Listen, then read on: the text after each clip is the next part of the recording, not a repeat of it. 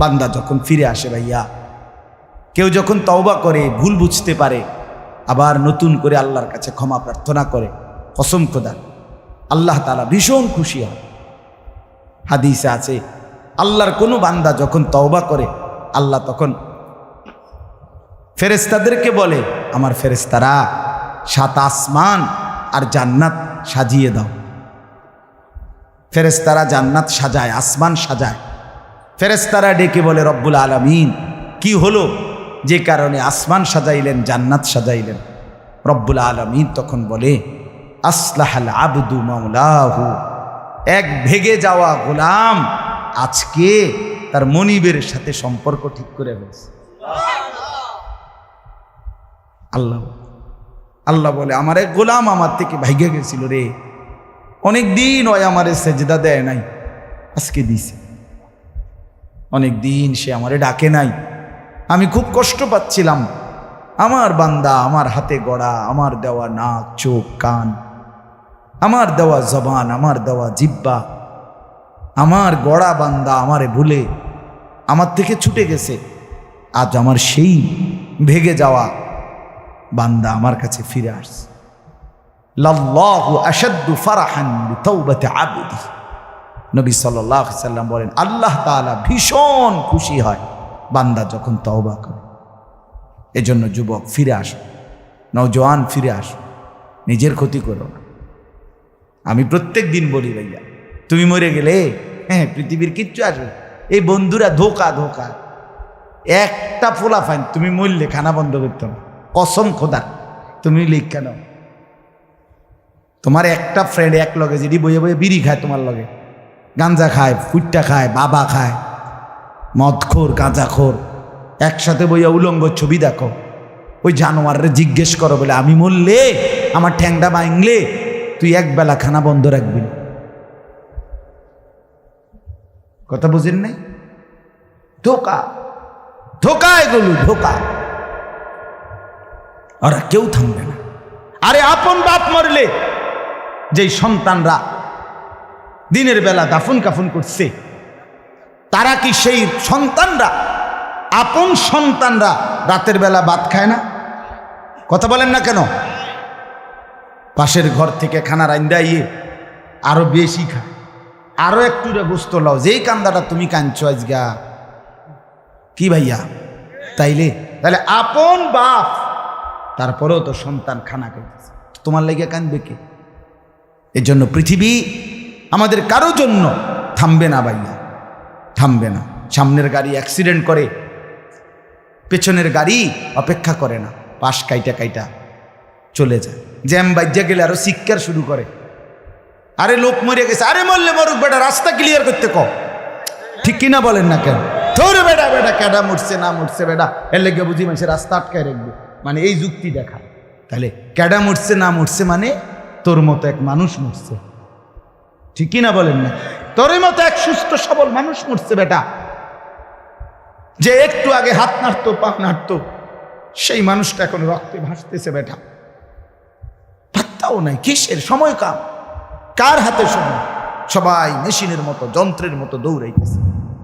রাস্তায় দেখেন না সিএনজি, অটো কি করে সবাই, কারো হাতে সময় নেই। ঠিক কিনা বলেন? কে কাকে ঠেলিয়া যাবে, কারো হাতে সময় নেই। কে কার জন্য থামবে? এই জন্য তুমি নষ্ট হয়ে গেলে বন্ধু, কেউ তোমারে ফিরাবার নাই। তোমার জন্য ভাববে কেউ, ডাকবে কেউ, কাঁদবে কেউ নাই। আরে আপন মা বাপের তো খবর নাই এখন। আপন বাপ সাইয়া রইছে, দেখে তার ফুতে আজকে 6 বছর 9 বছর এক ওয়াক্ত নামাজ পড়ে না, এবড়া বয়ে বয়ে বিড়ি খায়, বন খায়, চা দিয়া ভিজাইয়া খায়। এবারটার মাইছ না সেইটার নামাজটা পড়লে পড়ছে, না পড়লে রাতের ব্যাপার। বাবুরে টেহা দনে দিছে, টাকা দিলে খালাস। যদি সুতে টাকা দেয় বাপের কোনো অসন্তুষ্টি নেই, আর যদি টাকা না দেয় এবড়ার গজবে আল্লাহর আরশ কাঁপে। ফুতের উপরে লানত দিতে দিতে, অভিশাপ দিতে দিতে শেষ। কারণ টাকা দেয় না, টাকা দেয় না, পুরা গ্রাম হাইটা হাইটা তখন মানুষের কাছে বদনাম। এই ফোলাগারে মানুষ করছি আমি, এই ফোলার লাগিয়া জীবন যৌবন শেষ করছি, 12 লাখ টাকা সুদে লইয়া তারে আমি নিজে বিদেশ পাঠাইছি। কত বড় নেয়ামতের কথা! বেশরম মানুষ সুদে টাকা লইয়া আবার মানুষের দ্বারে কও এত বড় হারাম কইরে আবার কইতেছ, হ্যাঁ 12 লাখ টাকা দিয়ে ফোলা বিদেশ ফাড়াইছি আমি, কিস্তি লইছি আমি, সুদে লইছি আমি, আর অন ফোলাগা একটা টাকা দেয় না। তার মানে সম্পর্কটা হয়ে গেছে এখন টাকা পয়সার ভিত্তিতে। আখেরাত কোথায়? আখেরাত কোথায়? আমার মা বলছিলেন, আজীবন আমার আব্বা বলতেন, আলহামদুলিল্লাহ আমার আব্বা, আমরা 5 ভাই মাদ্রাসায় পড়ছি, 5 ভাই আলেম হয়েছে। আব্বা আজীবন বলতেন, আমার স্বপ্ন আমার ছেলেরা 5 জন আলেম হবে, আমার কবরের পাশে চারদিকে আমার ছেলেরাই দাঁড়াবে। এই বছর আমরা ঈদের 2 দিন পরে বাবার কবরের সামনে মসজিদে গ্রামে মাহফিল করছি।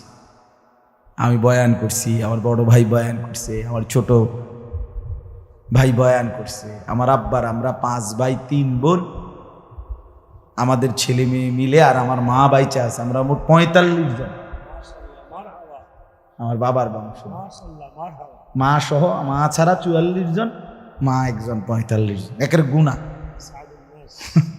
45 জন, 45 আলহামদুলিল্লাহ। একেবারে 45 জনের ছোট বাচ্চাটাও, একবারে 2.5 বছরের বাচ্চাটাও আলহামদুলিল্লাহ আল্লাহর নাম বলতে পারে।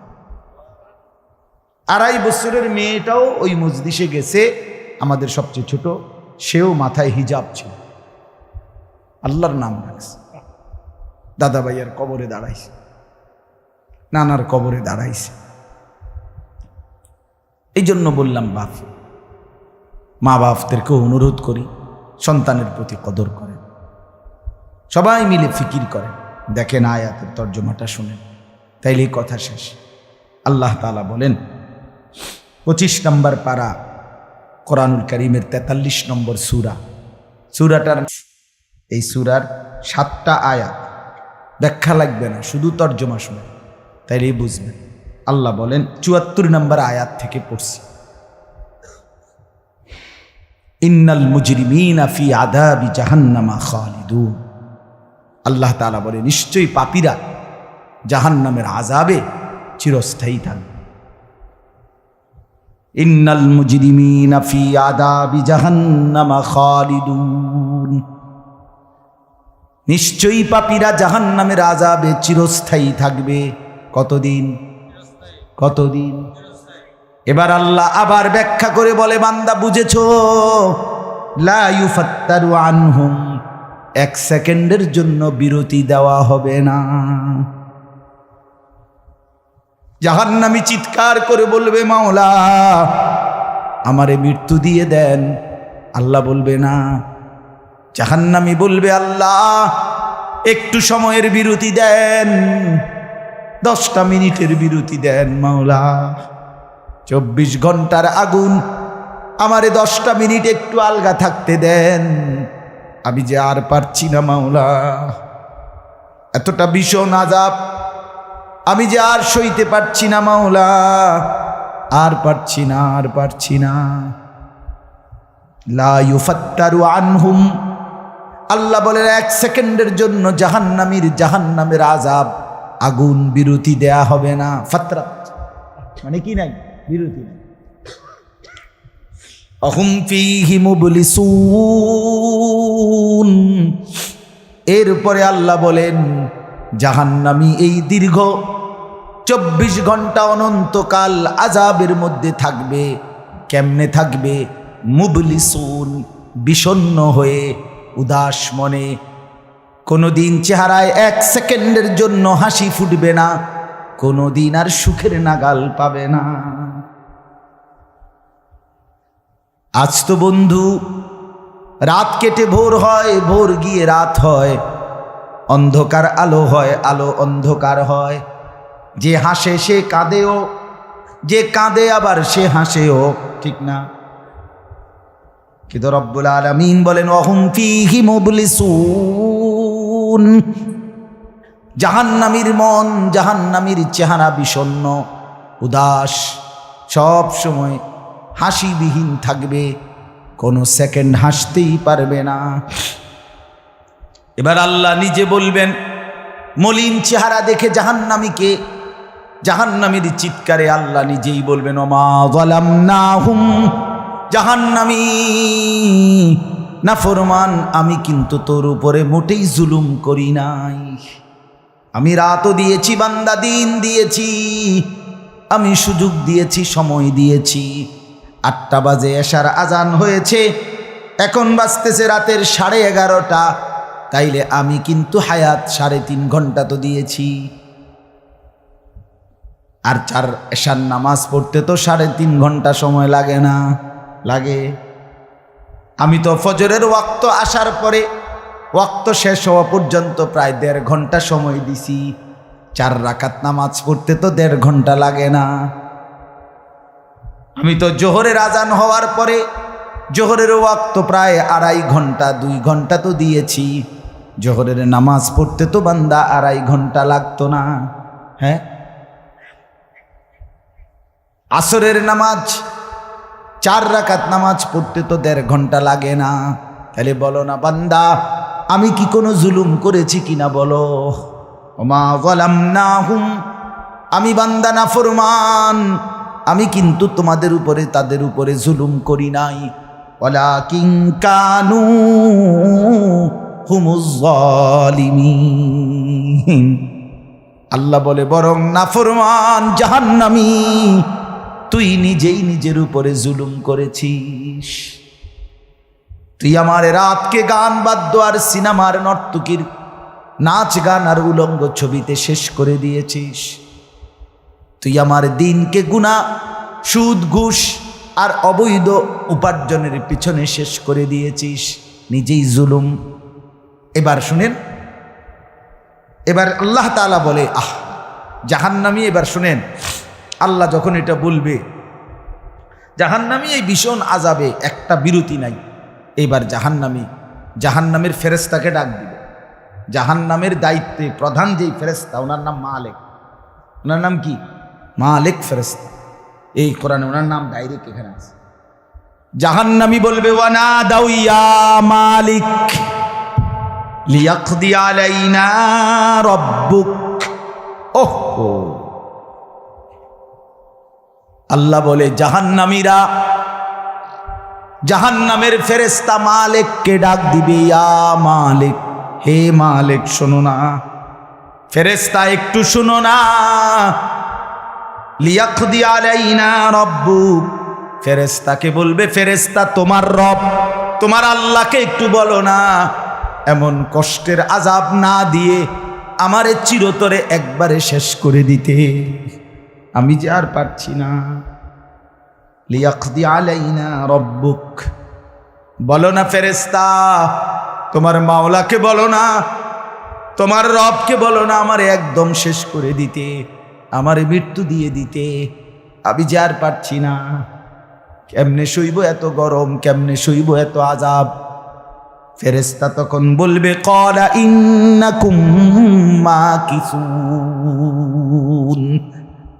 ফেরেশতা বলবে না নাফরমান পাপী, এই জাহান্নামী তোকে অপেক্ষা করতে হবে, মৃত্যু হবে না। আল্লাহ বলবেন লাকাদ জিনাকুম বিল হক, আমি তো বান্দা সত্যের বাণী, সঠিক বাণী বারবার তোমার কাছে নিয়ে এসেছিলাম।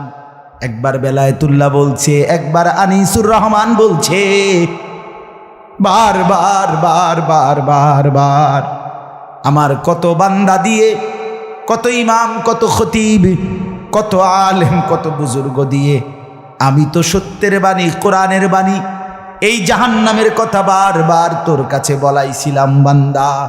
ওয়ালাকিন্না আকসারাকুম লিল হাক্কি কারিহুন, কিন্তু তোমরা তো অধিকাংশই আমার সত্যের আহ্বান, আমার কোরআনের আহ্বানকে অপছন্দ করেছ। পাত্তা দিস এত বাদ দিস হুজুর রাইতান কই বই মাতিস তাই আছে না এমন ব্যর্থমিজ লোক, কথা বলে না। অনেক বুড়া মানুষও আছে, অনেক বুড়া মানুষ। আর রাখো হুজুররা যত কয় এত না, কিছু কইতে লাগলে বাড়াইয়াও কয় বেটা হুজুররা বেড়ায়, কথা বলেন না কেন? হ্যাঁ, আরে রাখ বেটা, আল্লাহ ভরসা বেটা, আল্লাহ ভরসা কিতা, আল্লাহ ভরসা কিতা মানে আল্লাহ কি, আল্লাহ কি হিসেবে ভরসা আমি এটা আবার বুঝাই এখন। আল্লাহ বলছে বান্দা তুমি বিড়ি খাইতে থাকো আমি ভরসা। হ্যাঁ, এমনি আল্লাহ কইছে নাকি? তুমি টেলিভিশনে নাচ গান প্রত্যেক দিন বিকালে নর্তকী দেখো আমি ভরসা, এটা নিয়ে আল্লাহ কইছে। তো আপনি কিতা কইলেন কি আল্লাহ ভরসা কিতা, কি বুঝাইতে চাইলেন? হ্যাঁ, আল্লাহ ভরসা মানে কি? মানে আপনি গুনার উপরে মৃত্যু পর্যন্ত টিকে থাকবেন আর আল্লাহ ভরসা, এটাই না? নবী সাল্লাল্লাহু আলাইহি সাল্লাম সুপারিশ করবেন মানে কি? নবীজি সুপারিশ করবেন এই কথার অর্থ কি? এই কথার অর্থ এই যে উম্মত তুমি বিড়ি সিগারেট মদ জুয়া চুরি ডাকাতি জিনা ব্যভিচার নাচ গান সুদ ঘুষ তোমার যে দুর্শল্যে কুলায় মৃত্যু পর্যন্ত শেষ মুহূর্ত পর্যন্ত তুমি করতে থাকো, আমি সুপারিশ করে করে তোমার বেহেশতে দিব, এই তো অর্থ না? তো কি তা আপনি বলেন আমারে কি আসলে কি? আরে মুসলমান খুব বেশি খামখেয়ালি, খুব বেশি খামখেয়ালি। এবার দেখেন একটা শক্ত কথা আল্লাহ বলছে, আম আবরামু আমরান ফাইন্না মুবরিমুন। আল্লাহ বলে জালেমরা পাপীরা তোরা আমার আযাব থেকে বাঁচবার কোনো ব্যবস্থা করেছো কিনা তোমরা ঠিক করো। ফাইন্না মুবরিমুন, আমি তোমাগরে কেমনে ধরবো শাস্তি দেব কি কি এগুলো আমি আল্লাহ আমারগুলো ঠিক করে ফেলেছি। যে আম আবরামু আমরান, তারা কি কোনো ব্যবস্থা করেছে কিনা জিজ্ঞেস করেন। ফাইন্না মুবরিমুন, আমার ব্যবস্থা আমি করে রাখছি। বুঝেন নাই কথাটা? আল্লাহ বলেন আমার শাস্তি দেব কি কি, আমার আযাব দেব কি কি আমি সব ঠিক করে রাখছি জাহান্নামে। তুমি বান্দা বাঁচবা কেমনে তোমারটা তুমি ঠিক করছো কিনা বলো। এবার শেষ আয়াত, আম ইয়াহসাবুনা আন্না লা নাসমাউ সিররাহুম ওয়া নাজওয়াহুম। আল্লাহ বলে নাফরমান পাপীরা জালেমরা দুশমনরা মনে করে আমি তাদের গোপন কথা অন্ধকারের গোপন পরামর্শ একেবারে চুপচাপ নিরিবিলি কথাগুলো আমি শুনতে পাই না। কারণ ইয়ারফোন লাগাই রাখছে না, শুনবো কেন? মা কানের মধ্যে দুইটা বল্টু লাগাইলে তার আল্লাহ শুনে না, কথা কয় না। হ্যাঁ, আল্লাহ জিজ্ঞেস করছে তুমি এই ভাবছো না তুমি যে কানের মধ্যে গান শুনবার টাইমে ইয়ারফোনের বল্টু লাগাইয়া রাখো, তুমি মনে করছো না ফরমান মাইনসে না শুনে না, তো মাইনসে যখন শুনে না আমিও শুনি না নাকি? জবাব দেন, ওই যুবক বলো না মিয়া। মাটির নিচে কিংবা অন্ধকারে অথবা একাকী কোনো গোপন জায়গায় তুমি যেই অসভ্যতা করছো, যেই ভিন নারীর সাথে কথা বলছো, বন্ধুদের অসভ্য আড্ডা দিচ্ছ, তুমি মনে করছো গ্রামের কেউ দেখে না, গ্রামের কেউ জানে না। আল্লাহ বলে তাহলে তুমি কি এই ভেবেছ যে আমি আল্লাহও জানি না? বালা, হ্যাঁ আল্লাহ বলেন আমি জানি, আমি শুনি, আমি দেখি। আর অরসুলুনা লাদাইহিম ইয়াকতুবুন, আমার পক্ষ থেকে মনোনীত ফেরেশতা ডান কাঁধে বাম কাঁধে তারা কিন্তু সাথে সাথে 24 ঘন্টা ইয়াকতুবুন লিখতেছে লিখতেছে লিখতেছে লিখতেছে কি না বলেন? ডান কাদের আর বাম কাদের ফেরেশতাকে তুমি তোমার থেকে আড়াল করবা কেমনে? বলেন না কেন? কেমনে আড়াল করবেন? সুযোগ আছে কারো? আল্লাহ আমাদেরকে বুঝ দান করে। অতএব বাপ, জাহান্নামীর আত্মচিৎকার শুনলেন আপনি, জাহান্নামী আল্লাহকে ডাকবে, জাহান্নামী ফেরেশতাকে ডাকবে, জাহান্নামী একটু আযাবের হালকা করতে চাইবে, জাহান্নামী মৃত্যু কামনা করবে, জাহান্নামী কতভাবে যে বাঁচতে চাইবে, কিন্তু কসম আল্লাহ বাঁচতে পারবে না। এজন্য দয়া করে রাত গভীরে মেহেরবানি করে চলেন প্রত্যেকে ইনশাআল্লাহ, সিদ্ধান্ত নিন। শেষ পর্যন্ত যে কয়জন যুবক টিকে রইলা, বসে রইলা, ভাইয়া তোমাদের কাছে অনুরোধ, আজকের থেকেই বদলাও ভাইয়া। আগামী দিনে মুসলমানের জন্য, ইসলামের জন্য খুব বেশি যুবকের দরকার। তোমরা তখন কি হবে? এজন্য আল্লাহকে নারাজ না করো, আল্লাহকে নারাজ না করো। দয়া করে ফিরতে চাই, আমরা ফেরাইতে চাই, নিয়ত করি ইনশাআল্লাহ। ঠিক আছে না? ইনশাআল্লাহ নতুন করে ভাবো, সবাই একসাথে ভাবা পারবা না। যেই যুবকদের ফিকির আছে, বুঝ আছে, দিমাগ আছে, তুমি নামাজ পড়ো, ইনশাআল্লাহ ভালো হবে। তুমি মোবাইল প্রয়োজনে ব্যবহার করো, যার যেটুকু প্রয়োজন এটুকুই দেবো। শুধু শুধু নারীর ছবি, নাচ, গান, অস্থির দৃশ্য কোনো দরকার নাই। আর হিম্মত করে নামাজ, মরি বাসি, এত বেজ্জুতি কথা শোনার চাইতে, এত কষ্টের চাইতে, পরকালের অশান্তির চাইতে নামাজ পড়বো আমরা। দেখবেন ছেলেরা তোমরাও হিম্মত করে শুরু করলে 5 ওয়াক্ত নামাজ ওষুধের মতোই মনে করো না, বিষ ওষুধ, তিতা ওষুধের মতো। দেখবা একটা মাস যদি কেউ একটু জন্মা যে মরি বাসি নামাজ পড়মুই, কসম একসময় এটা মজাদার হয়ে যায়। হ্যাঁ, সেজদা দিলে খুব মজা হয়। সেজদা দিলে বান্দা আল্লাহ পিঠে মাথায় আদর করে হাত বুলায় দেয়, খুব আদর করে। আল্লাহ পাক খুশি হয়, বান্দাকে কোলে তুলে নেয়, আদর করে। এই জন্য আমরা দয়া করে ইনশাআল্লাহ নামাজ পড়ি। পর্দার আড়ালের মা বোন যারা আছেন, মা আপনি যদি বেপর্দা হন, আপনিও শেষ হইলেন, এলাকার ছেলেগুলোকেও নষ্ট করলেন। একজন বেপর্দা নারী শুধু নিজে গুনাহগার না, সে অসংখ্য মানুষকে পাপে অংশগ্রহণ করায়। এই জন্য একজন বেপর্দা নারী সে সরাসরি জাহান্নামের ফেরিওয়ালা। সে কিসের ফেরিওয়ালা? জাহান্নামের ফেরিওয়ালা। সে জাহান্নামের ফেরিওয়ালা, আগুনের ফেরিওয়ালা। কারণ সে তো তার রূপ যৌবন দেখাইতেছে, ফেরিওয়ালার মতো পিছনে পিছনে ডাকতেছে অসংখ্য যুবককে, দেখো আমাকে, বরবাদ করো নিজেকে, বরবাদ করো নিজের চরিত্র, বরবাদ করো নিজের কবর, বরবাদ করো নিজের আখেরাত। তাহলে সে গুনাহের ফেরিওয়ালা, সে জাহান্নামের ফেরিওয়ালা, সে অসভ্যতার ফেরিওয়ালা। এই জন্য একটি সমাজের মধ্যে সবচেয়ে নিকৃষ্ট বেপর্দা নারী, বেপর্দা নারী। আল্লাহ তাআলা আমাদের মা বোনদেরকেও হেফাজত করে। আজকের মাহফিল যে যুবকরা সাজাইছে, আল্লাহ তাআলা সমস্ত নওজোয়ানদেরকে কবুল করে। বাস্তবতা হইল আসলে 4-5 মাস, মেন শীত সিজন 4 মাস, 5 মাস। এখন 5 মাসে যদি 30 দিন করে হয়, তাহলে হলো 150 দিন। যদি প্রতিদিন 2টা করে মাহফিল দিতে হয়, দেওয়া যায়, তাহলে 300 মাহফিল মনে করে। এখন মাহফিলের কাগজ আমার গাড়িতে এখনো আছে, মনে মনে কমপক্ষে 1.5-2 হাজার এটি আমরা ফরিয়া রয়েছে কাগজ, ব্যাগ ভরা এতটি কাগজ। আর আমি কি করতে পারি? কেমনে দাও, কিভাবে দাও এগুলো? আচ্ছা, সারা বাংলাদেশ তো নবীনগরকেই বলে, ঠিক না? বাংলাদেশ মানে তো নবীনগর। আপনি বলেন সারা দেশ থেকে এই মাহফিল নিয়ে কাবজাব, কত মানুষের আবেদন, অনুরোধ, কাকুতি মিনতি।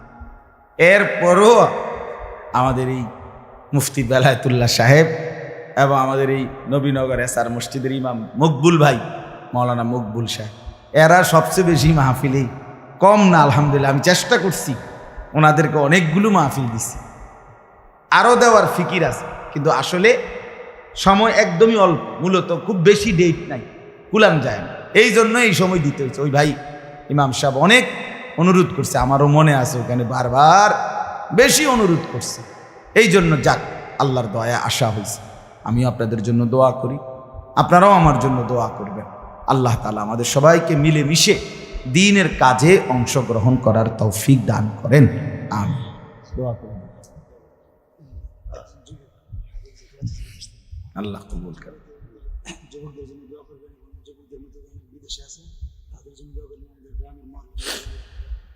অনেক কষ্ট করে প্রবাসী যে বিদেশি ছেলেরা, আমি নিজ চোখে দেখি। এইবারও আমি উমরায় গেছি, যে রমজানে, এই রমজানে আমি প্রবাসী ভাইদের রোমে রোমে গেছি, বয়ান করছি। 12 জন, 14 জন, 16 জন, 20 জনের রুমে হালাকা। এবার বেলায় ওই যে হালাকা কাকিয়া, ওখানে গিয়েও বয়ান করছি। এবার এই আমগো প্রবাসী বাংলাদেশি ভাই, আর এই অনেক কষ্ট করে, 12 ঘন্টা 14 ঘন্টা ডিউটি করে। হ্যাঁ, এরপরে আপনার এই ছোট্ট একটা রুমের মধ্যে 14 জন 16 জন একসাথে ঘুমায়, নিজেরা রান্না করে খায়, নিজেরা। ঠিক আছে, কথা হবে ইনশাআল্লাহ। হ্যাঁ, এই জন্য এরা অনেক কষ্ট করে। এই কসবার এক ছেলে, আমি এক মাস এবার আমার এইবার রমজানে জড়ায় ধরা আমার কানছে অনেকক্ষণ, বিদেশ মক্কায়। ছেলেটা আমারে বলতেছে, হুজুর আমি 8 বছরে আজকে বিদেশ করি, এই 8 বছরে কোনোদিন এই বিদেশে একজন ভালো ডাক্তার কোনো শরীরে কোনো রোগ সুখের জন্য দেখাইনি। কয়েকজন ডাক্তার যদি দেখাই তাহলে হেরার যে ওষুধ টষুধ দিবে আমার 15-20 হাজার টাকা চলে যাবে খরচ। কয় তাইলে আমি বাড়ির টাকাটা পাঠামু কেমন? কয় এই জন্য ব্যথা বেদনার একটা ট্যাবলেট খাইয়া পইরা থাকি হুজুর, আর এই কলজার মধ্যে জমাইয়া টাকাগুলো সব বাড়িতে পাঠায়। ছেলেটা আমারে খুব কাঁদছে, আমার পোলাটার কথা মনে হয়। সে আমারে বলছে, হুজুর আমি আজকে 8 বছরে কসম আল্লাহ, কয় এই মক্কায় বলতেছি, কয় সুখ নিজের আনন্দ বলতে কি জিনিস আমি আজকে 8 বছরে কোনোদিন দেখিনি। সবটা দিয়ে দিছি পরিবারের জন্য, মানে বাড়িতে, শুধু কোনো রকম মানবেতর কোনো রকম মানে কোনো রকম জিন্দিগিটা কাটাই, বিদেশে পড়ে আসি আমি। কিন্তু এরপরে বাবা এতটা কষ্টের টাকা পাঠাবার পরে যেই স্ত্রী, যেই বিবি বাজারে বাজারে ঘুরে, বেপর্দা ঘুরে, মোবাইলে সারা দিন রাত পড়ে থাকে, স্বামীর পবিত্র আমানত, নিজের ইজ্জত, নিজের সতীত্ব নষ্ট করে, পরকিয়া, ভিন কোনো পুরুষের সাথে অবৈধ কোনো সম্পর্ক করে, তার মতো অসভ্য, নির্লজ্জা, বেহায়া, অসভ্য নারী আল্লাহর জমিন আর কেউ হইতে পারে না। তোর জন্য বেটি, তোর ছেলেটার জন্য, বাচ্চাগুলোর জন্য এই ছেলেটা, এই পুরুষটা আজকে 6টা বছর, 8টা বছর, 12টা বছর বেটা বিদেশের জমিনে পড়ে আছে, আর বিনিময়ে তুই নিজের জিন্দিগি নষ্ট করে দিলা, স্বামীর পবিত্র আমানত নষ্ট করে দিলা তুমি। এই জন্য দয়া করে, আমার কথাটা যদি একটু শক্ত হয় মাফ করে দিয়েন আমার, কিন্তু প্রবাসীর বিবিদেরকেও বলি, বোন দয়া করে নিজের ইজ্জত, আব্রু, সতীত্ব, নিজের চরিত্রের হেফাজত কষ্ট করে হলেও, আপনার জন্য স্বামী বেচারা কষ্ট করে, আপনিও তার জন্য কষ্ট করেন, মিলেমিশে সবর করিলে, চরিত্রের হেফাজত করিলে একদিন দুইজনই জান্নাতি হবে। ছেলেরা যারা তোমাদের বাপ বিদেশ, তোমরাও ভাইয়া একটাবার দেখে আইসো কি কষ্ট করে।